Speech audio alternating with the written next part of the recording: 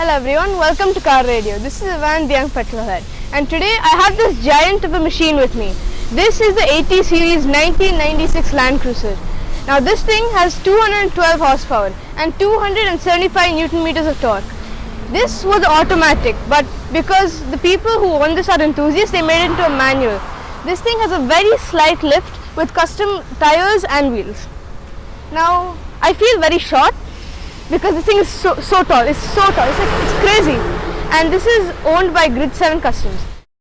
One interesting thing, it has a custom GRID7 exhaust system. I really like it. One of my dad's dream cars. I would love to own one day. This thing is an off-roading beast. It's famous for being the best at off-road. And most people wouldn't know much about this. When they see it, all they see an old Toyota. But this thing isn't just an old Toyota. Is a beast. Now I love Land Cruiser. This thing is great. It's been in many movies and it's gonna be in more because Land Cruiser. This thing is amazing. Sorry about the cars, by the way.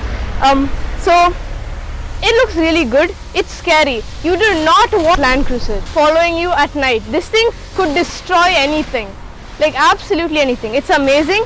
But before I sign off, we're gonna have a quick look around the car.